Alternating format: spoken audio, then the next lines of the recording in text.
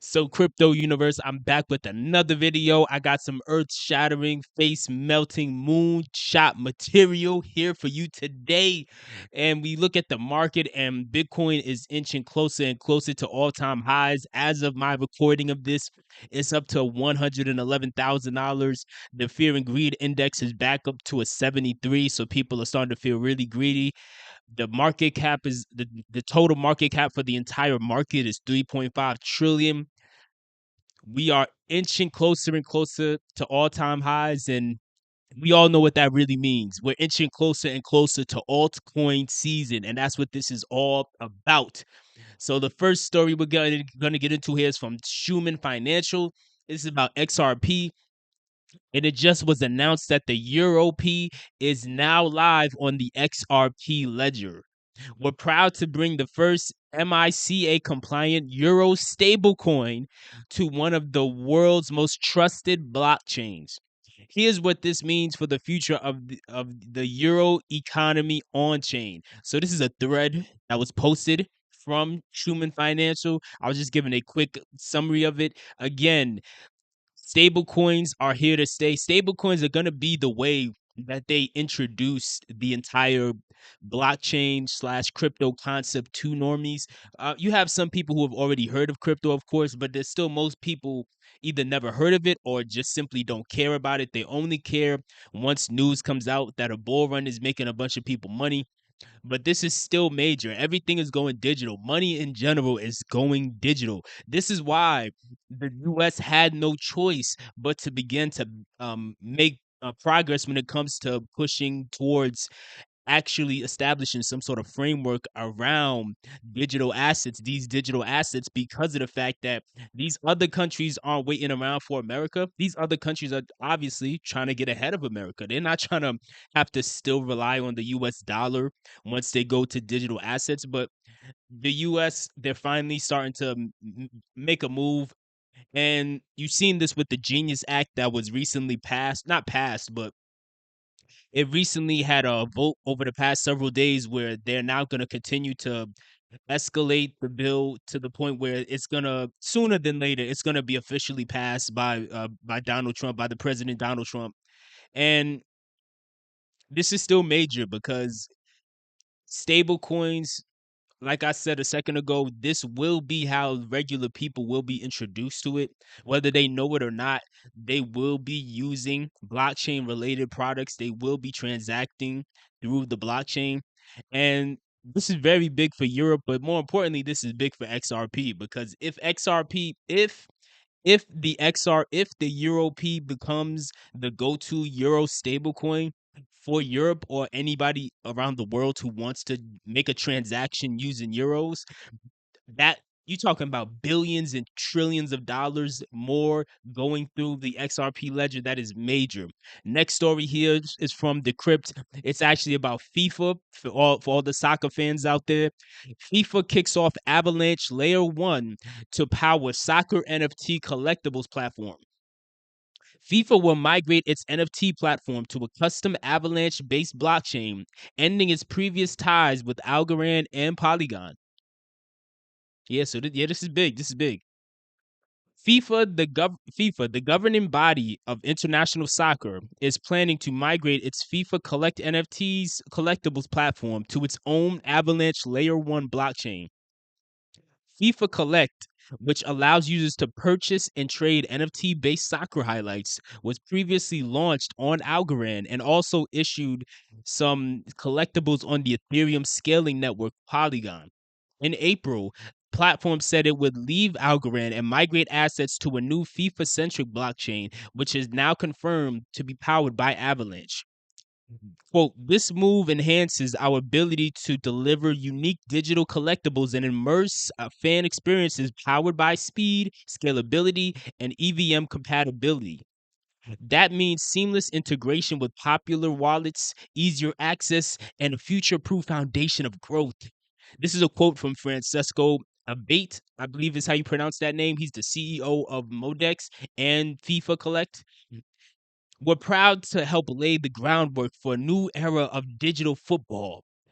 And this technology aligns best with the long term vision and technical requirements needed to support the continued growth of our digital ecosystem. Like the decision was to migrate from Algorand was made by analyzing factors like performance, scalability, customizability, according to Abate. FIFA is a world-renowned brand and league. Avalanche gives it the infrastructure and scale to leverage their global audience, fan base, and business ambition on their terms and to expand with assets, applications, and use cases as they grow. Now, that's a quote from Ava Labs Chief Business Officer, John Nahas. And again, this is a big deal. You're talking about FIFA, like obviously, well, I'm not gonna say obviously, but I live in America. I live, I'm from the East Coast. I'm from New York. But one thing I do know is that like soccer, I watch soccer casually, but I don't watch it, as much as a lot of other people. I'm more so into American football, of course. But what I do know is soccer is 10 times bigger than American football, and it's not even close. Like soccer is the most popular sport on the planet. You're talking about FIFA, the umbrella that holds all that pretty much runs all of soccer, getting on out Avalanche.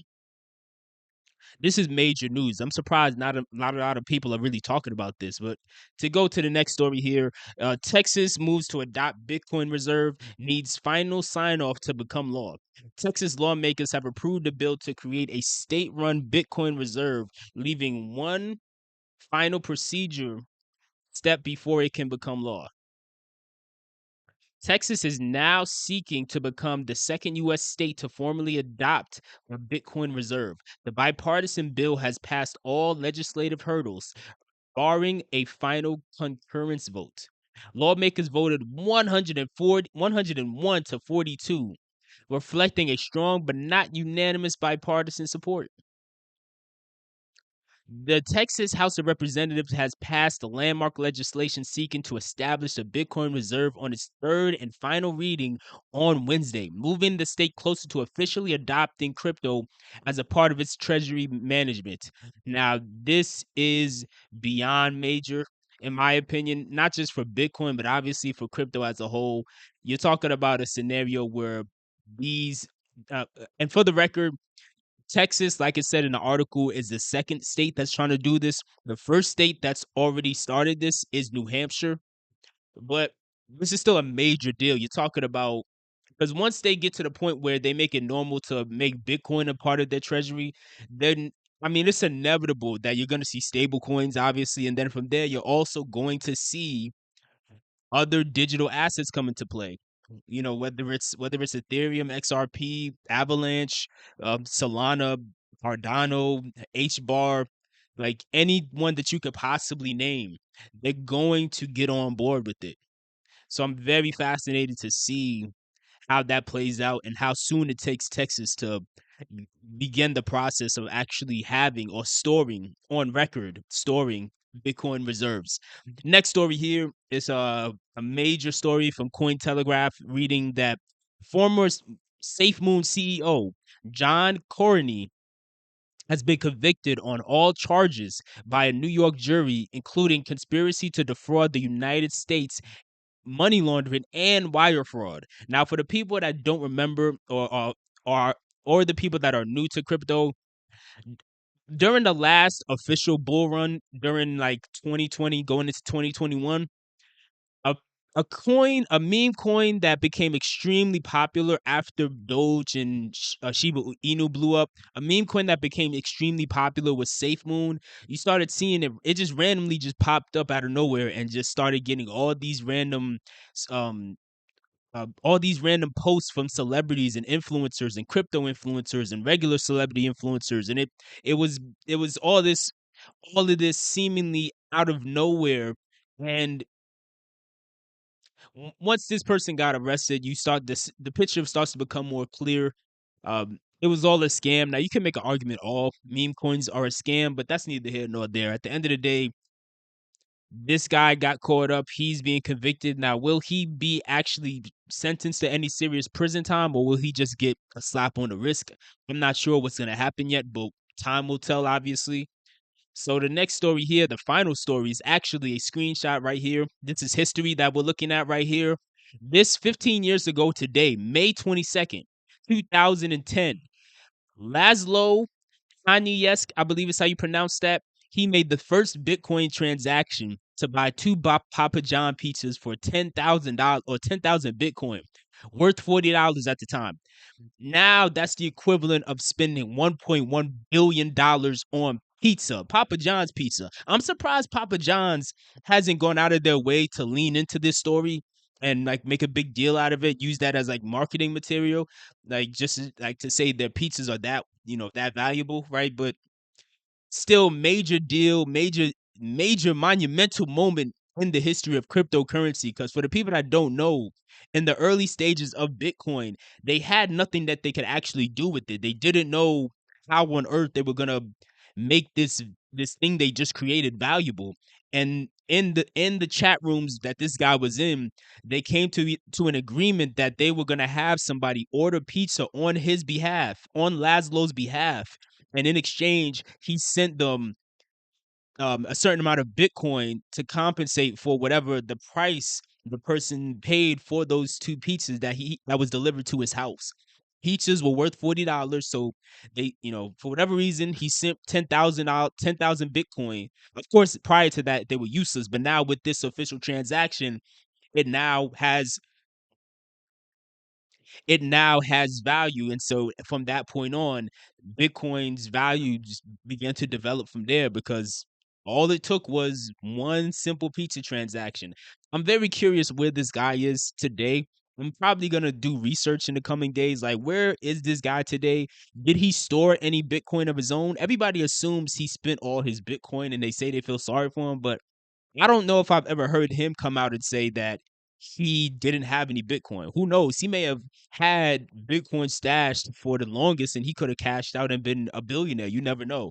But let me know what your thoughts are. Do did you know it was Bitcoin Pizza Day? It's a pretty big event within the crypto space. Also, are you surprised the Safemoon CEO got arrested? And also, if you see the euro become a Euro stablecoin getting on the XRP Ledger, how soon do you think it'll be before we see a US stablecoin get on the XRP Ledger?